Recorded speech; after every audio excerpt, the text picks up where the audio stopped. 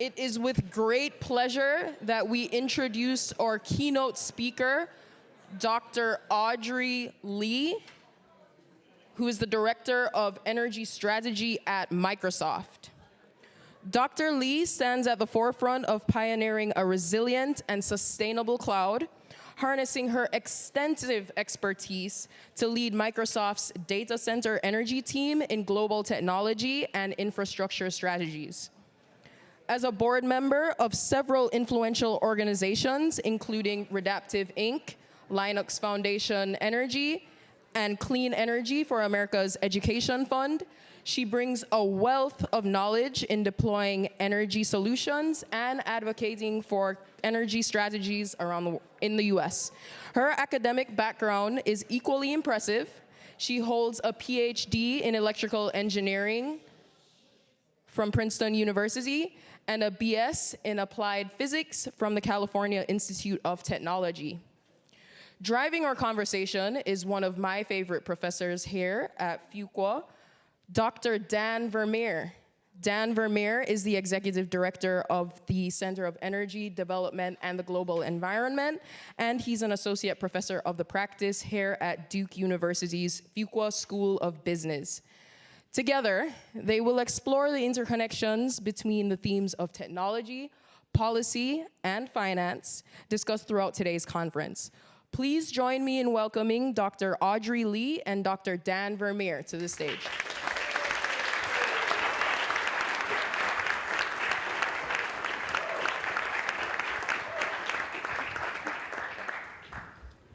All right, excellent. Well, welcome, Audrey. It's great to have you here, and thank you guys for sticking it out. A lot of your less committed colleagues have already left, but it's awesome to see that we actually have people up in the top section. I know by the last session of the day, sometimes it gets a little thin out there. So I know there's a lot of interest in this conversation.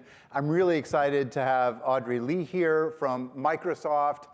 For a long time, I've been really fascinated and impressed with the role that Microsoft has played out of maybe its core business, but with a recognition of just how important energy is to what it does and what the world tries to do. So the themes that I have picked up over the course of today and over the last several days of conversations here at Duke, one is around the disruptive force of new technologies. And it's really clear. We've talked a lot about that. Eric Toon's conversation and Mark's comments earlier today talked about the suite of new technologies and what they can deliver for us. The other theme that I've heard consistently woven through the conversation is around energy equity and social justice and the ways that energy is really intimately interconnected with those kinds of issues.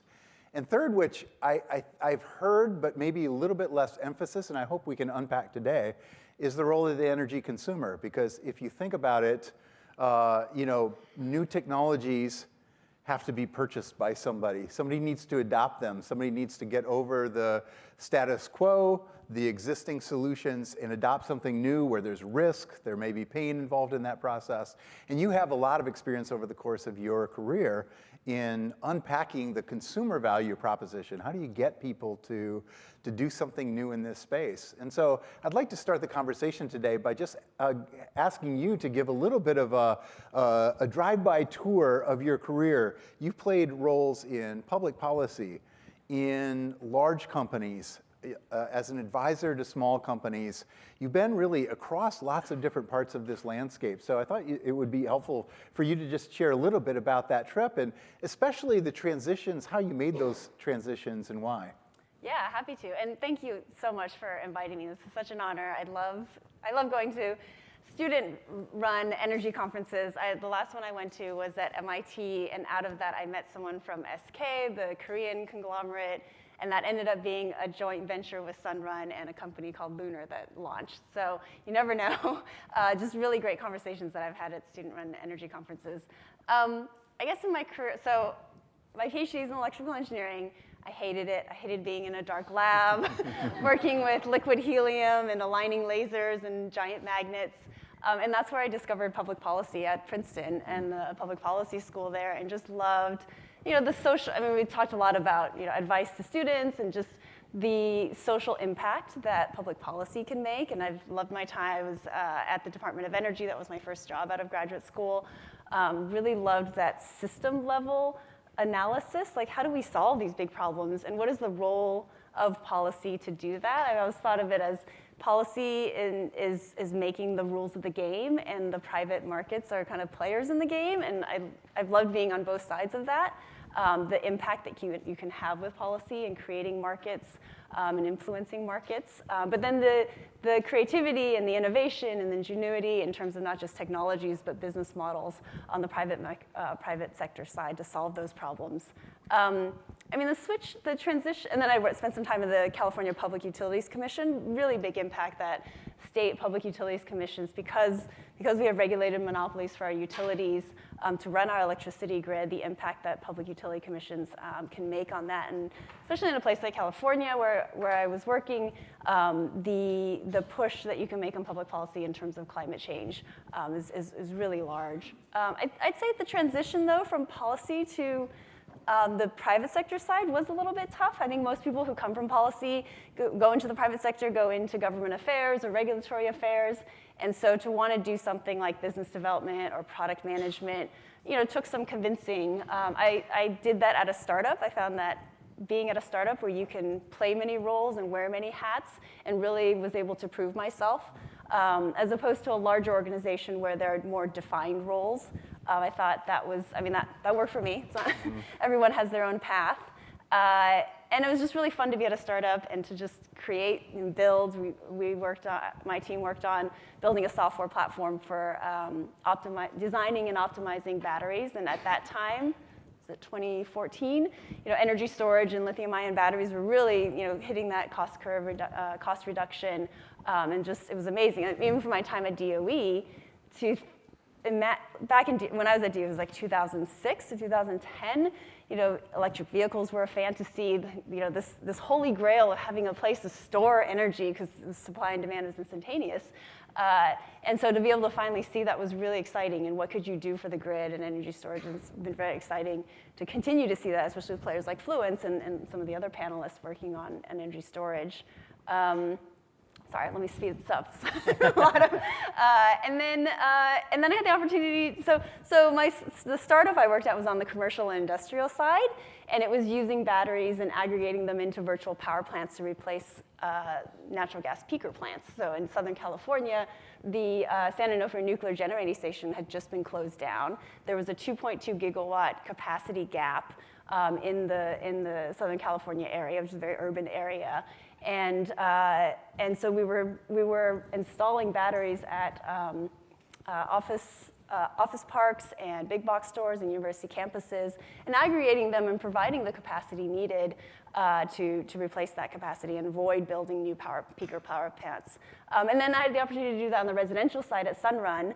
I think there's a mention about creative financing sounds bad when you say creative, but the opportunity to develop financing tools like power purchase agreements to allow residential customers to adopt rooftop solar. And when I got there, really expanding that to also include battery storage for resiliency reasons, but also to work with the utility and to be able to aggregate those systems across hundreds of households and provide a resource back to the grid as well, and in the same way replace the need for peaker plants. And so we were able to bid capacity 20 megawatts into the ISO New England market, which is the first time a customer-sited resource was able to do that.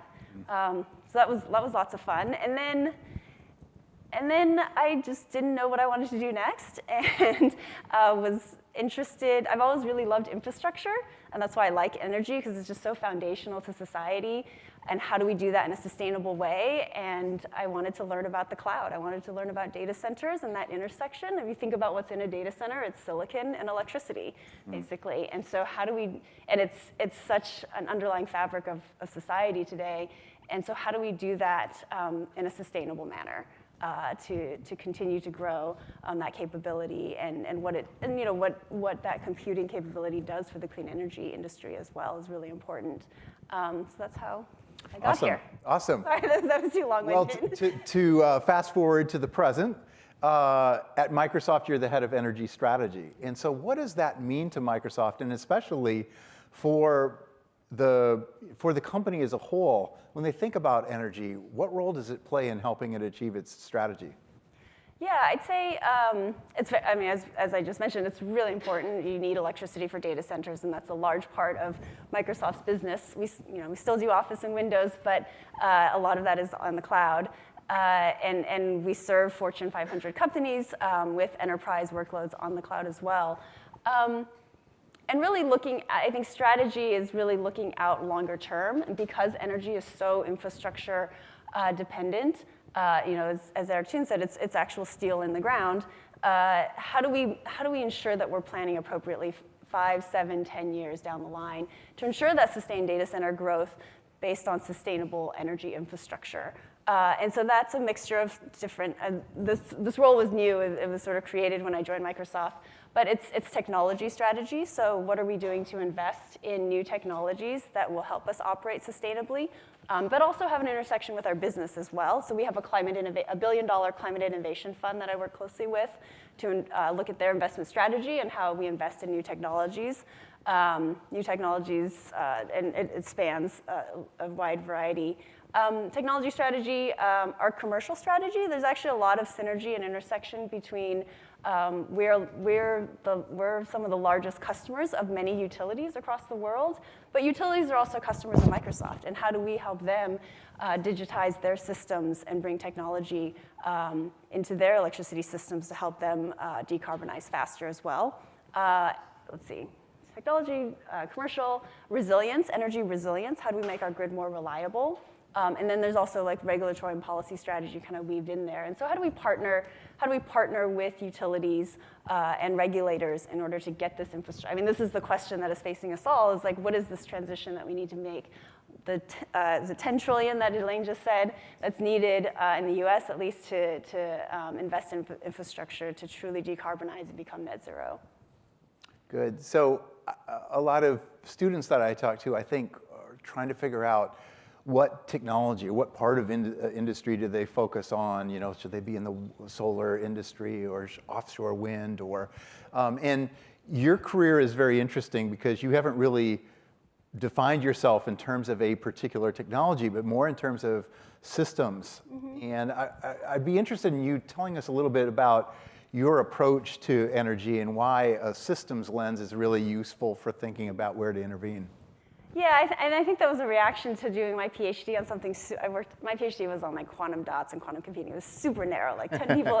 I mean, now there's startups on quantum computing, but back then it was quite narrow. And so when I got to the Department of Energy and I got to work on system modeling, I just loved zooming out and really having this bird's eye view of the entire energy system, of the entire US energy system, and globally too. We were working a lot on biofuels and oil markets back then. But to be able to see the entire energy system, and not only to see like near term, but also how do you, back then we were planning out to 2030 and 2050, so looking out decades, and really being able to see it from a system perspective, you see that you need all of it. And I think the pitfall that working on like the distributed solar side is you get in these unnecessary and artificial debates about, should we be doing utility scale versus distributed? It's like the problem is so hard, we need everything. And so looking at it from a system, how do all of these technologies come together to make an operating electricity grid? And what are the right timescales, right? We need to be investing longer term. I did a fellowship at Harvard where we're looking really, how do we invest in that research and development in the long-term technologies? And then how do we leverage and go as fast as we can, invest as much as we can in the technologies that we have in our hand today, like solar, wind, and batteries, but then also be investing in fusion and continuing our efforts to try to expand nuclear, all zero carbon-free technologies. I think just keeping your eye on all of it. I've enjoyed, from a policy perspective, kind of having that broader perspective. I think, but I've also enjoyed being at a startup and digging into one technology like battery storage and figuring out how we can leverage that and solve important key problems to do that. You have a long career ahead of you. Do all of it. Do multiple things. It's worked for me. I'd like to just double click on the Sunrun experience, because Sunrun is a company that went from being a solar provider to a much more integrated solutions developer for residential customers. And I'm interested in what you saw sort of in the evolution of that company and whether it's working or not, because it strikes me as really intriguing, but also a tough sell. It's really hard. I think we as a society recognized in the early days in Clean Tech Transition 1.0, it's like, hey, let's deploy the solar contribution to the grid mix was so small. It's like, let's just do as much as we can. But there's mention of the duck curve, and we've reached a point where solar has penetrated quite a lot, and now how do we integrate it with other technologies into the grid so that we can really fully reach 100% decarbonization of our electricity grid? And so I think there's just general recognition that you can't operate on the sidelines, trying to do net energy metering and just keep deploying solar without thinking about how you're impacting the grid. As you penetrate more and gain more market share, how do you work with most of us operate on the grid. How do we work with the utilities? How do we make the grid more reliable and more sustainable? And so that was kind of the birth of the group that I started at Sunrun, the Grid Services, the Energy Services group, which was looking at we're deploying the solar, we're deploying these batteries for backup, because of wildfires, for example, in California and public safety power shutoffs. Really a lot of adoption of batteries for backup needs for homes, but how do we go further and aggregate these batteries and, as I described before, build these virtual power plants? How do we work with utilities? Traditionally, I think solar companies and utilities have been fighting over net energy metering, but that's not helping us, right, to have those fights. How do we actually work together to bring more stability and more clean energy to the grid? So it was a great opportunity to do that, and we negotiated a lot of contracts with utilities and CCAs to do that. But it's hard. it's very hard because and some of the surprising learnings, just fixing how you sell storage to customers, right? If a salesperson is not confident in in a new technology like batteries, they're not going to sell it because they're not going to risk that sale. And so training your salespeople properly. The installation of a battery takes longer than it does for solar, or it can, and so incentivizing the installers to do that.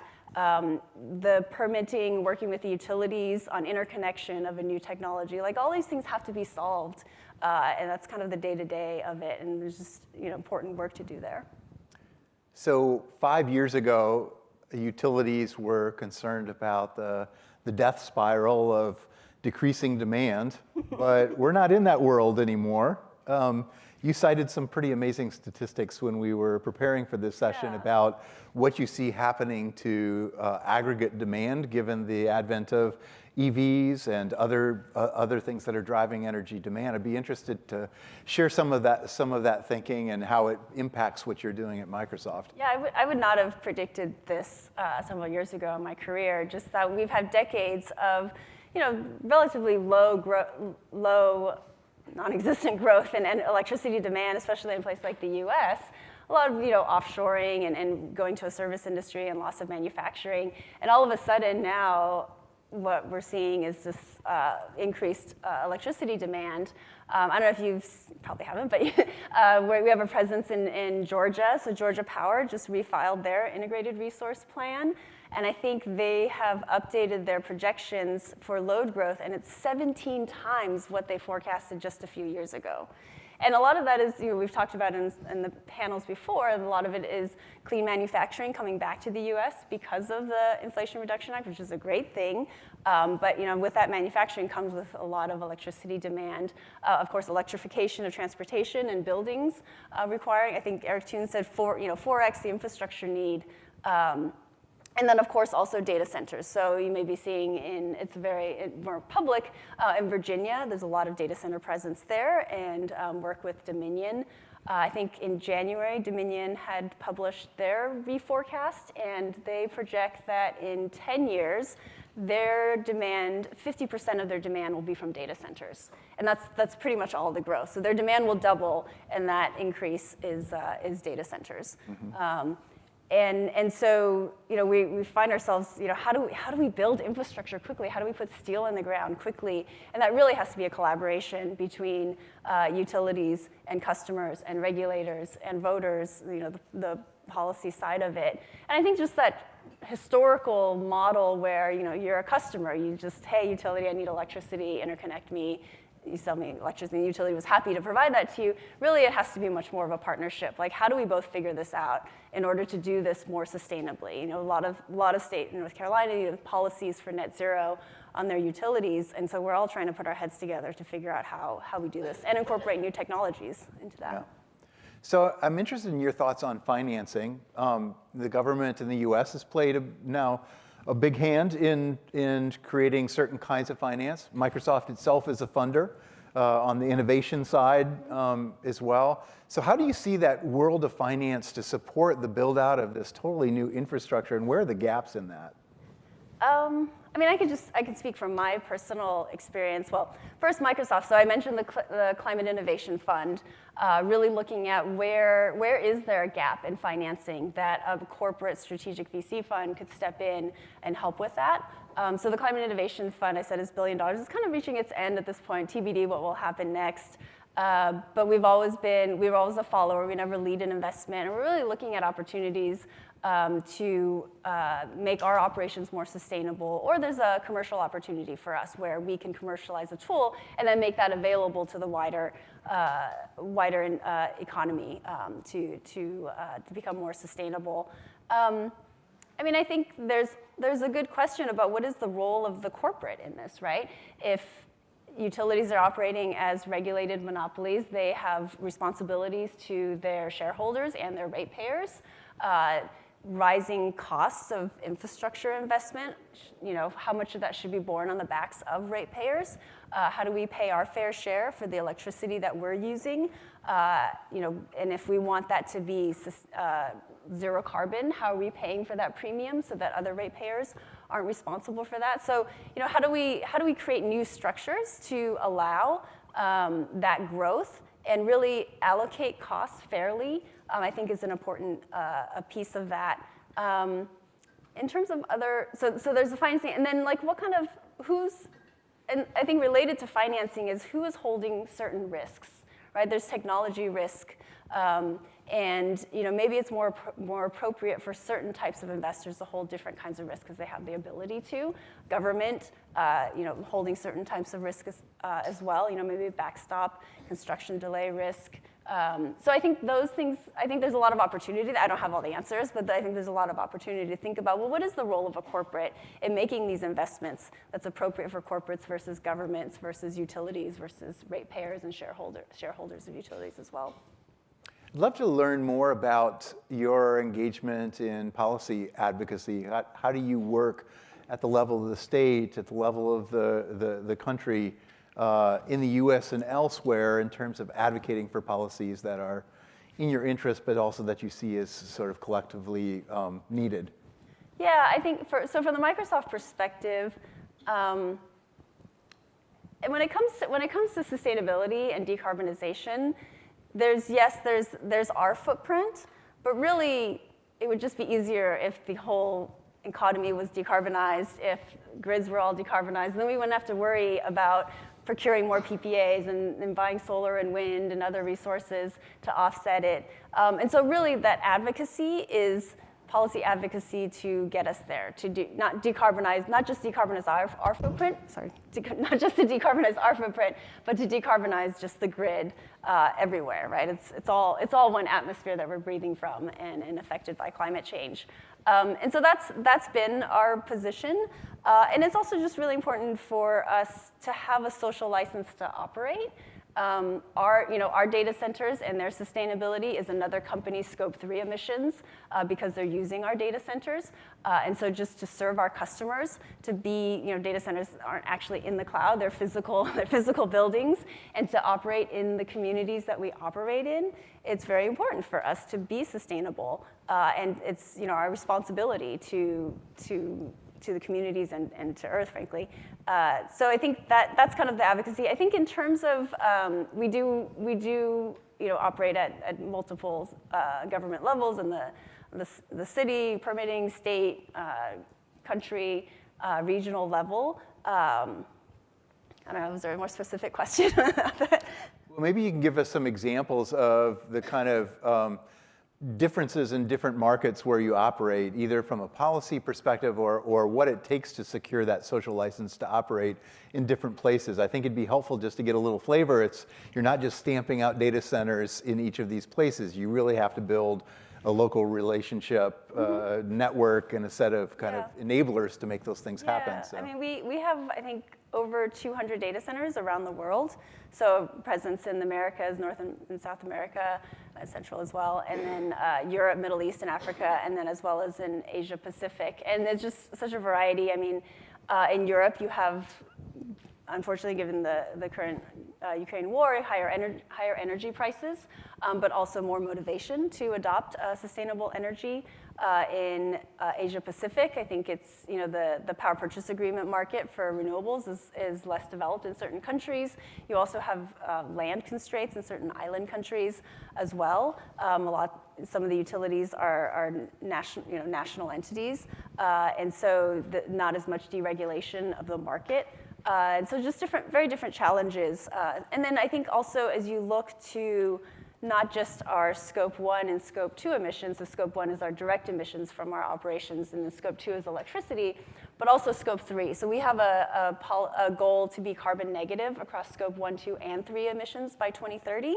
And so Scope 3 includes upstream emissions of everything that goes into our business, so that the biggest portions, and this is all in our sustainability report, the biggest portions are semiconductor manufacturing, so all of the servers and racks that go into data centers or Xbox and Surface computers. And then materials like cement and steel that go into our data centers. And then downstream is the electricity used by our customers on our products. So people playing Xbox in their homes, that electricity consumption is our Scope 3 as well. So procuring renewable energy credits to offset that. But a lot of the manufacturing of that upstream supply chain is in places that have more carbon-intensive grids. It's a large challenge, but I think it's an opportunity for us to have a lot of reach and impact across the economy, and hoping that our policies then have this ripple effect to other companies. And so we've instituted a carbon fee. We have an internal carbon fee that we've had since 2012, but we've also instituted one for our supply chain. And getting that transparency in our supply chain is really important. I had an interesting conversation with the director for water in Microsoft several years ago, and she told me an interesting story of building out data centers in different parts of the US. You do a risk assessment, see about adequacy of water and supportive policy environment and all the things that you need to address. And then you'd end up going to that community to build a data center and realize there's 9 other companies that are building data centers in that same place.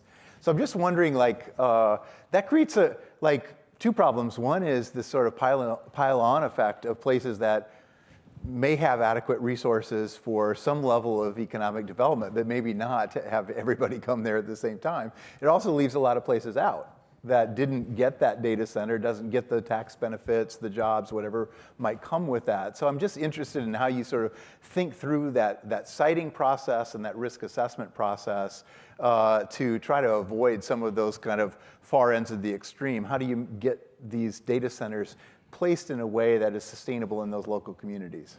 Yeah, I mean, I think this goes back to your policy question. I think we collaborate with our tech company peers on policy a lot because we all want to see a carbon-free grid, decarbonized grid, and want to see investment. And there's a lot of opportunity to collaborate on especially on the state level regulatory and federal regulatory policies to do that. I think there's the ECA, Electricity Consumers Alliance. So large electricity customers coming together to make the investments we want a reliable grid and we want a sustainable grid. And I think we're very much aligned in that, right? It's not like one person can build a transmission line. You all come together and use that transmission line together and want those investments together.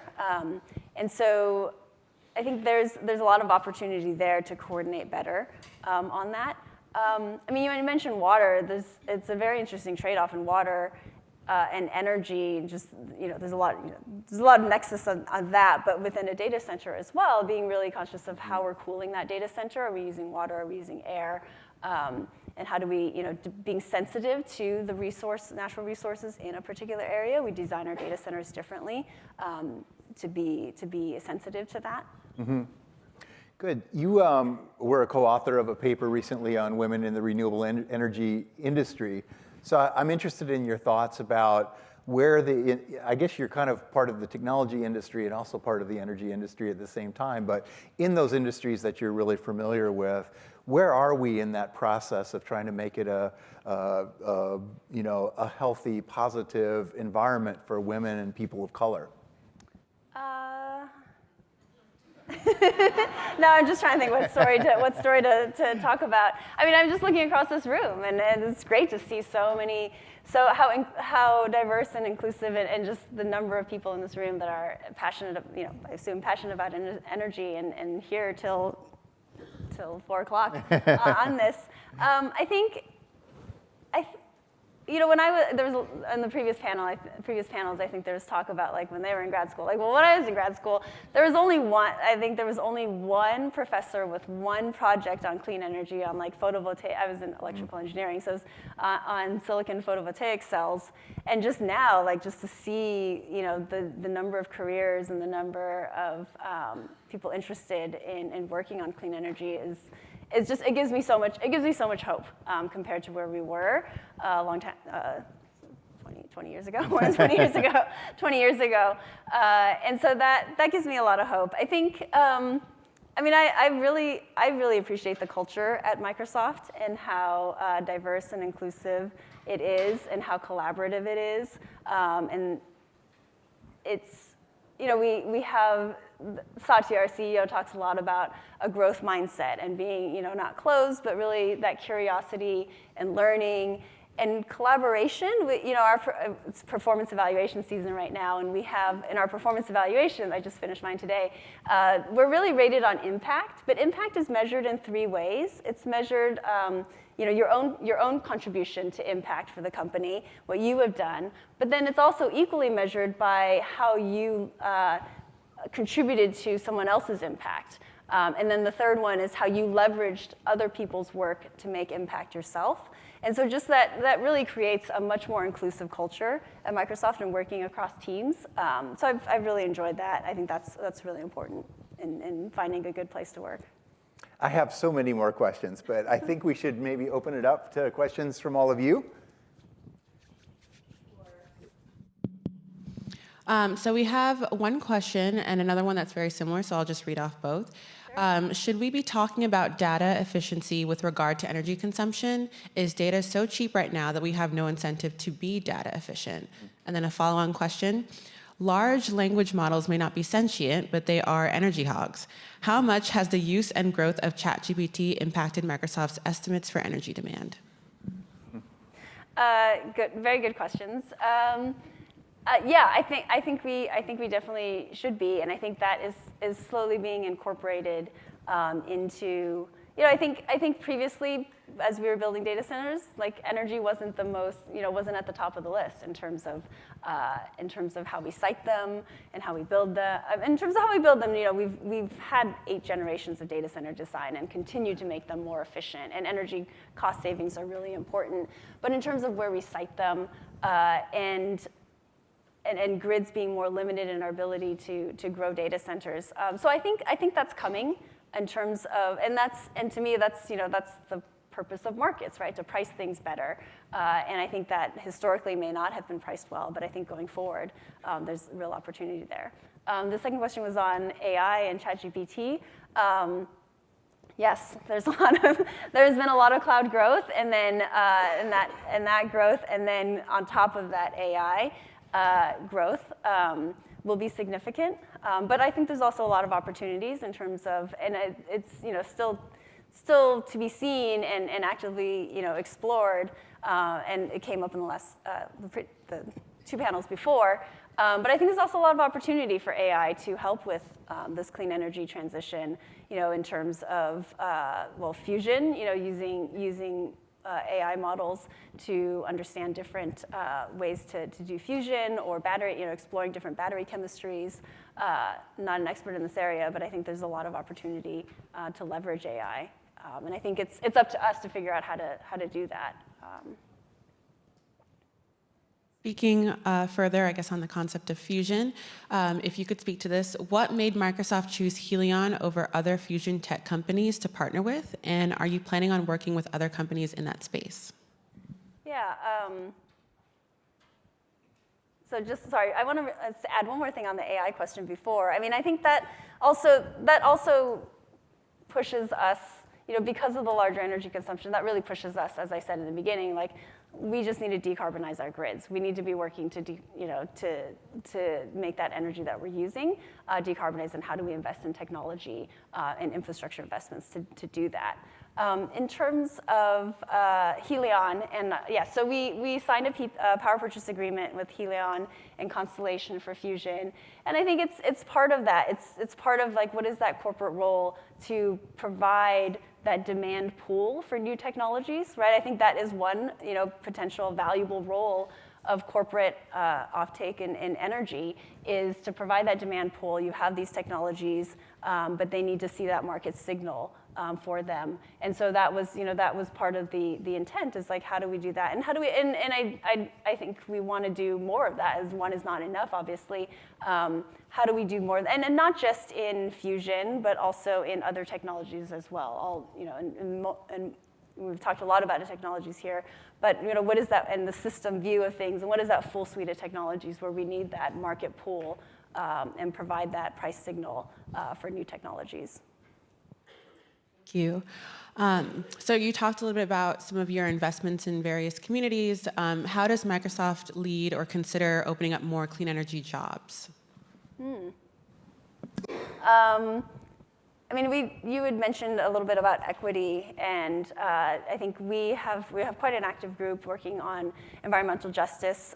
So one example, and we've posted kind of our learnings on this. So one example is we're out there doing a lot of power purchase agreements for solar and wind, and there's an opportunity, as we do that corporate procurement, to add a rider, which then, and Elaine talked about community development benefits, to create community funds, and really important part of that is allowing communities that have been disproportionately affected, that will be disproportionately affected by climate change and energy infrastructure build out, to allow them to decide how those funds are used, whether it is for workforce development, or whether it is for better energy efficiency to reduce the energy costs. In low and moderate income communities, energy costs can be a significant portion of their budgets, and so how can those funds be used to make investments in efficiency and clean energy? So that's some of the things we're doing.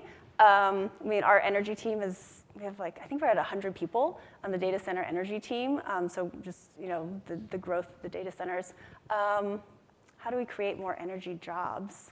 I think our role at Microsoft.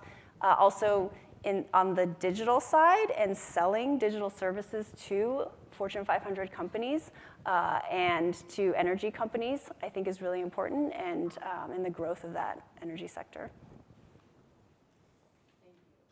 Yeah, we've got a lot of great ones. Another is, what role do carbon offsets play in Microsoft's energy strategy, and how does Microsoft work to ensure the additionality and integrity of the offsets that it does buy?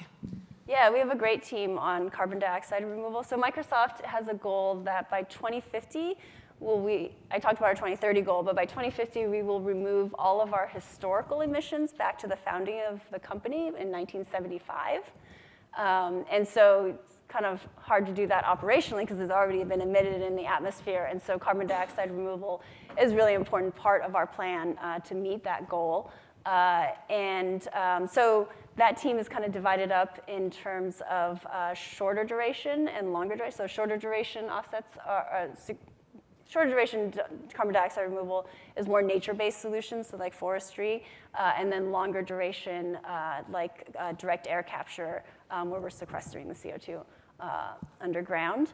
And the challenge, I think, is we need so much carbon dioxide removal, and the markets and the technologies are still developing. And so not only are we trying to create ways for us, not only are we trying to procure that carbon dioxide removal, but how do we actually create those markets? So our Climate Innovation Fund is investing in some of those technologies, and our capital can be, and this is the role, our capital can be quite flexible on the Climate Innovation Fund side. It can be Series A through Series E, it can be debt, equity. So using that flexibility to invest in whatever is needed to get these projects going and create the supply, because Microsoft is, one of a few companies taking that first step, but of course we want all companies to start procuring this and offsetting their emissions. Mm-hmm. One more, and then we'll pass it to you just maybe for some closing remarks or insights. So there are sort of two that go together. What expectations do you have from Microsoft's own load growth in the future, and what technologies are you excited about in meeting those demands, and then the risks that you see that go along with those technologies? It's a lot. I can't really say how much our load growth is. I mean, you can look at our earnings call and you can see that cloud revenue growth has grown at 20 to 30% per year. And so if you extrapolate that out 10 years, it's a lot. And you think about how much you use the cloud yourself, and then you add AI on top of that. And so it's a big challenge. But I am hopeful because it's a challenge that we have to solve anyway, which is this clean energy infrastructure build-out challenge, right? Before, it was just how do we replace this infrastructure to make it cleaner, sort of the clean tech transition 1.0. But now, because of this load growth, it's replacing that and building new. And so as we're trying to build new to support this growth, we have to figure out how to clean the entire economy for decarbonization. And so I'm hopeful that we do figure that out. And you have, because so many industries and the economy depends on it, you have so many people, and you have all of you working on this. In terms of, what was the last one, technologies? Sure, if you have time, or closing remarks. I have one more question to ask before we wrap. We've asked many of the panelists about their advice for careers, so check, that's covered. I'm interested in how you stay sane and healthy working in this area. It's a turbulent space. There's lots of highs, but there's lots of lows, and it's a super daunting challenge. So what do you do to stay safe, healthy, and sane in this kind of environment? Let's see. I have I have kids. I have a 10-year-old and a 13-year-old, so they keep me pretty busy, and it's fun. It is nice to be able to kind of tune out work for a bit and kind of be in their world and their play and their curiosity of the world.